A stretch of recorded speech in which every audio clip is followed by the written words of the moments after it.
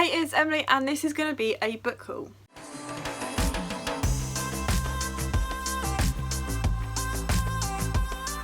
So I've actually been really good at controlling the amount of books I haul this year. For every 5 books I read, I allow myself to only get 1. That doesn't include any like gifts or like NetGalley arcs or anything like that, but just stuff that I've bought myself.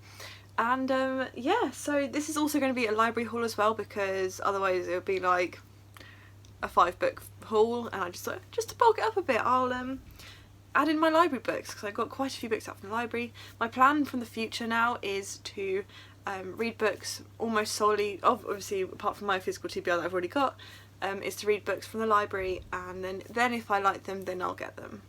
I hope that makes sense. And I've completely cut down my Amazon wish list, so it's only books that I've already read, or books in series that I want to continue. So yeah, I think we should just jump straight on in. This is in like no particular order, but I suppose this first one is the only one I've read so far, I think. Yeah, the only one, no, one of the ones I've read so far. And that's Killjoy by Holly Jackson. It's the World Book Day book in the like Good Girl's Guide to Murder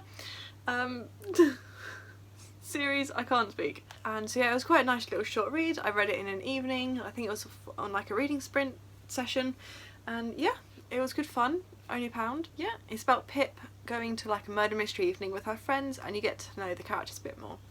But yeah, that's the first one. The next one is a book that I actually bought about an hour and a half ago, and that was Before the Coffee Gets Cold, and I got this at a charity shop for £1. So, and it's in really good condition as well, and I love the cover. Oh, the little flappy bits. It sounds really cool, and I hear loads of people talking about it recently. I feel like it's been on the radar a lot more recently. I don't know if that even made any sense. And as far as I'm aware, I believe it's a coffee shop that allows the people to go back in time when they buy a coffee or something. Yeah, we meet 4 visitors, each of whom is hoping to make use of the cafe's time travelling offer in order to confront the lover who left them. Confront the lover who left them, receive a letter from their husband whose memory has begun to fade, see the sister one more time, and meet the daughter they never got the chance to know. But then it goes on. But yeah, exciting. I love the cover and it's sparkly. Oh, I hate how the lighting makes this look so much darker than... Anyway, that doesn't matter. I'm now going to talk about sort of 2 books. It's the same book, but I've got 2 copies here. One because I got it out from the library, and then I bought it physically myself a couple of days ago when the stores opened with a voucher. And that is Can You Keep a Secret by Sophie Kinsella. I got this out from the library because I wanted to read it, and I'm hoping to read it for Eden's 24-hour readathon coming this Sunday. So definitely go check her out in her Instagram if you want more details about 24-hour readathon. And but yes, then I bought myself the physical copy, and it's not that long for a Sophie Kinsella. Well, I say that. I've already read a couple of hers, but I'm excited to read it. It's about a girl, I think, who's a nervous flyer. She then, well, I think there's a turbulence or something, and she then tells the guy next to her, like, all her secrets, and then she goes to work the next day because she lands, the plane doesn't crash, because that's what she thinks. And so she goes to work the next day, and it turns out it's her, like, boss from America who's come to check out the, like, London offices. And so she just basically has confessed everything to the big boss of the company. I think that's what it is. I'm trying to not collect, but like if I get a Sophie Kinsella book, I want them to be in like these editions, not like these editions. I want the brightly coloured fun ones. Yeah, that's the next one. Keeping on the same lines there, I've also picked up Sophie Kinsella's 20s Girl. I know nothing about the plot of this. This is a lot more chunkier. I guess I'll read it to you so we can both find out. I just saw this in the library and picked it up. Like, I genuinely didn't even plan to read this, but I picked it up. If you suddenly had a friend that only you could see or hear, what would you do? You could worry that your stressful life has tipped you over the edge and you have lost the plot big time. You could hide under your duvet hoping they would go away. Or you could have some fun. You could make your ex-boyfriend take you back. You could solve the mystery of the dragonfly necklace. Make a fool of yourself many times, get your business back on its feet. You could dance with a gorgeous man who just can't resist you, and you could discover the best friend you ever had. Literally it. That's all I really know. It's a Sophie Kinsella book, that's literally it. They're just fun contemporaries that I just read for fun, really, that's it. Next up, I picked up My Dark Vanessa by Kate Elizabeth Russell. You'll see it in a vlog that's coming out next week.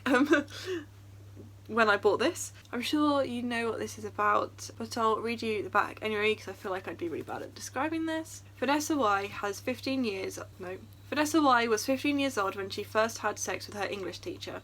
Now the teacher, Jacob Strain, has been accused of sexual abuse by another former student, and a journalist has asked Vanessa to contribute to a story about him.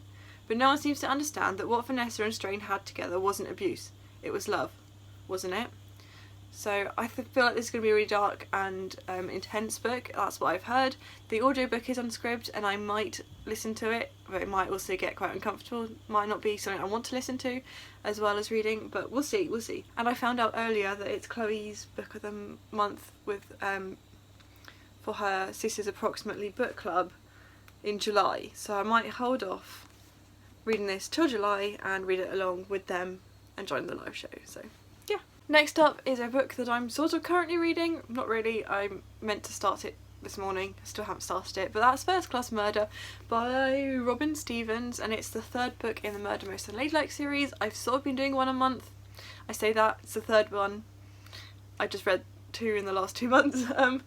But this is set on a train. They go on a holiday on the Orient Express and someone screams, I think that's what happened, and they're back in the murder world again. So I'm very excited to read this. I read them so quickly and they're just so fun, and yeah, I just really enjoy this little series, and I'm definitely going to buy the box set. I think for my birthday I'm going to ask for my parents or some family members to get the 8-book box set that you can get on Book to Door.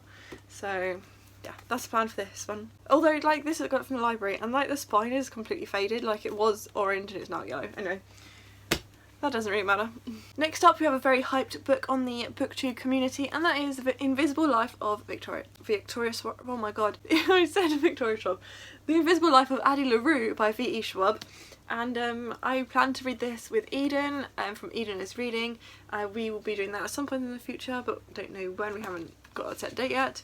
It's beautiful, I love it, and yeah, I'm sure you all know what it's about, but it's something about a girl who can, she exchanges her mortal life so she can live forever, but in return nobody remembers who she is until one day somebody does. I'm pretty sure that's what it is, otherwise apologies if I'm wrong, but it's actually quite a big book, actually. The audiobook is on Scribd and I probably will also listen at the same time, but I'm just so ready for this. I'm so ready. I'm actually getting excited now. So another physical book that I was actually I was gifted. I won Jess's giveaway. Her channel is Jess Radio, I'll leave her down below, and for that she sent one of her mystery boxes to me, and with Malice by Eileen Cook was in there, and it's about a girl, they go on, I think, is it a school trip or is it just a trip? But she was on, a school trip to Italy, and she was in an accident and she wakes up, she doesn't know what happened, so the last 6 weeks are completely blank, and all she knows is that she was involved in a fatal accident and had to be jetted home to receive intensive care that involves a lawyer and a press team, because maybe the accident wasn't just an accident. I'm very excited to read this. It's not that long and it just sounds right up my alley. I love a good YA mystery. I think it's YA. I keep saying it's YA and I don't actually know. But yeah, very excited to read this and I cannot wait. But yeah, that's it about this one. So thank you Jess again for sending this my way in the giveaway box. Next up we have a library book, and I've got Love Creekwood by Becky Albertalli. This is a Simon verse novella. I read this all yesterday. I ended up giving it 3 stars, but that's not for now. It's like a little sort of follow-up check-in with the guys from Love, Simon and Leon the Offbeat and those books. I think this is 3.5. I didn't realise the upside of Unrequited was in this world. I thought it was just a complete other standalone. But yeah, it's just a series of emails between the group of friends, and yeah, stuff happens. It's just kind of their daily life really. Nothing really that eventful happens, but it's just a chill read. It's nice and quick, and yeah, it happened. Next up we have a physical book that I bought myself. Actually no, I didn't. I think my mum bought this for me actually. So. But yeah, I have If I Can't Have You by Charlotte Levin. I was told this is the female version of You. That's what I got. I saw it in Tesco's and my mum was getting a book in the deal and she was like, yeah, I'll get that for you so I can make the deal happen. All it says on the back is, Samuel, the day we met, I knew I'd finally found what I've been waiting for. You. Happiness at last. Then you left me and now I'm alone. Everyone I love leaves in the end, but not this time. I'm not giving up on us. I'm not giving up on you. when you love someone you never let them go. That's why for me this is just a beginning. So I don't think it's quite as like dark and creepy as You, but we'll see, we'll see. We'll see when I get to it. So the next book is a book that I actually finished a couple of days ago, and that is Jurassic Park by Michael, I want to say Crichton. It's not Crichton, which is what I thought it was, but the audiobook read it as like Crichton or Crichton. I can't remember. But yes, this is the book that inspired the movies and I really enjoyed it. It's about an island that wants to open up as a kind of theme park, and it has genetically created dinosaurs again. Like they found DNA in like I think was it a mosquito? I can't even remember. But like some sort of insect, and they found DNA in it to create the dinosaurs, and then created Jurassic Park, and then stuff happened, shit hit the fan, and it's just a good fun read. I really enjoyed it. I'm definitely going to pick up the next one. I highly recommend this. Oh, it's just such a fun read. I gave it 4.5 stars, but anyway, I'm now in a Jurassic Park like fangirling phase. But that's that one. Another library book I've gotten out recently at the weekend is Akamath, and yeah, this is the sequel to Akatar, A Court of Thorns and Roses, but I'm sure you all know that. I plan to read this at some point in the near future. I have got like well over a month on my card to read this, so I'll probably read it in May. But yeah, it just scares me how thick this is. Akatar is a Beauty and the Beast retelling sort of thing, but with like fairies and stuff. I don't really know how to describe it. I'm sure you wouldn't know what it's about. I don't know. I'm such a mess. Also from the library I have Irisha and the End of Time by Roshani Chokshi, sorry, and yeah, this is a middle grade fantasy and it is actually on my April TBR, so I do need to get to it hopefully. I'm just not in the mood for any of my TBR game rolls or any book at the moment. I just struggle to find something I want to read. Anyway, aside from that, yes, this is a fantasy about a girl, something freezes in time, I think. There's a cursed lamp, and so she goes on a trip with a pigeon is what I remember, but yeah, so she accidentally frees a demon and freezes her classmates and mother in time, and must fix things before the god of destruction is awoken. And yeah, I believe it's a quartet. I'm not sure whether all 4 books are out at the moment, but I believe it's meant to be a quartet. And yeah, it just looks quite a fun read, so I'm gonna read it. So I believe when I hit 30 books that I'd read, so that 5-book milestone, I bought not Season of the Witch, that's the first one, Daughter of Chaos by Sarah Rees Brennan, and this is a like Netflix tie-in novel. I can't remember when it's set, but it's like it's not following the plot of the TV show The Chilling Adventures of Sabrina, and it's just, I think it says 3 days before New Year. I have no idea what actually happens in this one. I really enjoyed Season of the Witch, which is like up there somewhere, which is the first one, which was a prequel to the show. So I'm really looking forward to continuing the series because I do love the show, and the first book was good, although the first book, I'll show you.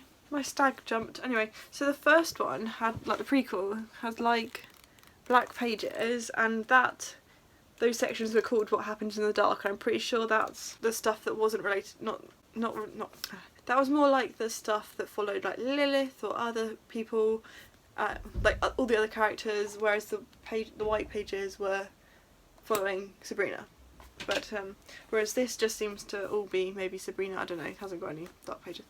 I don't know, we'll find out when I read it. The final book on my TBR is Hamlet. Not TBR, I meant the haul, but I've said it now. It's Hamlet by Maggie O'Farrell. Everyone seems to be raving about this, or at least like my friends, and they seem to love it. I haven't seen a lower rating than like 4.5 stars, so I definitely picked it up when that paperback came out, and it was in Tesco's, pretty sure, and my mum wanted to get, I can't remember what book it was, The Strawberry Thief. That was in the deal, and I was like, hey, you know there's Hamlet, could you get it for me and we can share it? And she was like, yeah, okay, as long as I can read it too.